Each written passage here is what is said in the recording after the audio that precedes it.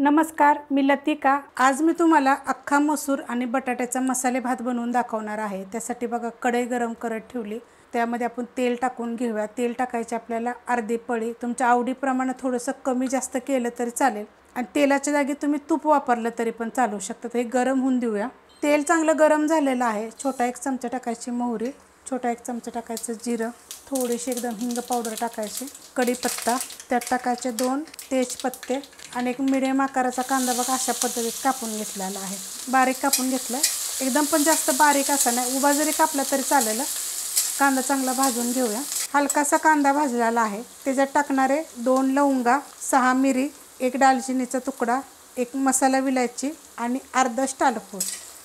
आणि हे पण आपल्याला ह्याच्याबरोबर चांगलं भाजून घ्यायचं। जेव्हा तुम्ही जिरं मोहरी टाकलं की नाही तेव्हा जरी मसाला टाकला ना गरम मसाला तरी पण चालू शकतं आणि असं जरी टाकलं ना तरी पण चालू शकतं। कांदा बघा हलकासा भाजलेला आहे, त्यात टाकायचे बघा हे अर्धा चमचा आलं आणि लसूण मी कुटून घेतलेलं, अर्धा इंच आलं आहे आणि 7 पाकळ्या लसणाच्या आहेत। पेस्ट जरी टाकली तरी पण चालेल। ह्याच्यात टाकायचे आपल्याला मिरचीचा ठेचा, हिरवी मिरची फक्त कुटून घेतलेली आहे एकदम बारीक, ती पण आपण ह्याच्याबरोबर चांगली भाजून घेऊया। मस्त असं बघा परतून घेतलेलं आहे सगळं। आता ह्याच्यात टाकणार एक मीडियम आकाराचं टोमॅटो, जास्त असं बारीक कापलेलं नाही आहे बघा, मोठं मोठंच कापलेलं आहे। आता हे पण आपल्याला एक 2 मिनटं चांगलं परतून घ्यायचं आहे। मस्त असं बघा मी परतून घेतलेलं आहे। त्याच्यामध्ये टाकायची हळद, हलवून घेऊया। त्याच्यामध्ये टाकायचे छोटा 1 चमचा जिरे धने पावडर, छोटा 1 चमचा गरम मसाला पावडर, चवीप्रमाणे टाकायचं मीठ आणि हे सगळं मिक्स करून घेऊया। मस्त असं बघा मिक्स करून घेतलेलं आहे। आता ह्याच्यामध्ये टाकू एक छोट्या आकाराचा बटाटा, साल काढून छोटे छोटे तुकडे करून घेतलेले आहेत आणि ह्याच्यामध्ये टाकायचे आपल्याला मसूर। मसूरला काय केलं होतं माहिती आहे का, अख्खा मसूर आहे हा 2 तास मी भिजत घातलेला, 2 ते 2.5 तास भिजत घातलेला।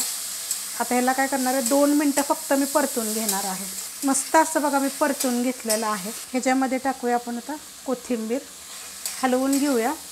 ह्याच्यामध्ये तुम्ही 2 हिरव्या विलायची बी टाकू शकता बरं का। जसं आपण तेल टाकल्यानंतर जिरं मोहरी टाकली की नाही लगेच गरम मसाला टाकला तरी पण चालेल आणि असं थोडंसं भाजत आल्यावर जरी तुम्ही टाकलं तरी चालेल, चांगला भाजला जातो बघा। मस्त असं फुगलं गेलेले आहे ते। आणि हिरवी विलायची काय होतं कोणाकोणाला आवडत नाही ना भातामध्ये, त्यामुळे मी मागं मला कमेंट भरपूर आलं होतं की हिरवी विलायची टाकू नका, पण एक टाकत जा, छान लागते चवीला। आता ह्याच्यामध्ये मी हे तांदूळ बघा घेतलेले आहेत, बारीक तांदूळ आहेत, ह्याच्या जागी तुम्ही बासमती तांदूळसुद्धा टाकू शकता। स्वच्छ धुवून घेतलेत बघा 2 ते 3 पाण्यानं। आणि तांदूळ किती आहेत माहिती आहे का, ह्या वाटीच्या प्रमाणे 2 वाटी फक्त घेतलेले आहेत। आता हे पहिलं मिक्स करून घेऊया। मस्त असं बघा मिक्स करून घेतलेलं आहे। आता ह्याच्यामध्ये पाणी टाकून घेऊया। तर ज्या वाटीनं आपण तांदूळ घेतलेले 2 वाटी त्याच वाटीनं आपल्याला पाणी टाकायचं आहे। गॅस आहे मीडियम। 1 वाटी, 2 वाटी, 3 वाटी आणि 4 वाटी। हे कोलम तांदूळ आहेत बरं का, जुने बारीक एकदम। आता ह्याच्या जागी तुम्ही तुकडा तांदूळ, बासमती तांदूळ जो आवडतो तो घेतला तरी चालेल। जुने तांदूळ असले की जरा पाणी पण चांगलं लागतं त्याला आणि एकदम मस्त असं सुटसुटीत होतं। तर मी एका वाटीला 2 वाटी असं टाकलेलं आहे। जर तुम्हाला पाहिजे तर तुम्ही अजून एक वाटी टाकू शकता, म्हणजे 2.5 वाटी जरी टाकलं तरी पण चालू शकतात। ह्याला चांगलं उकळून घेऊया आपण।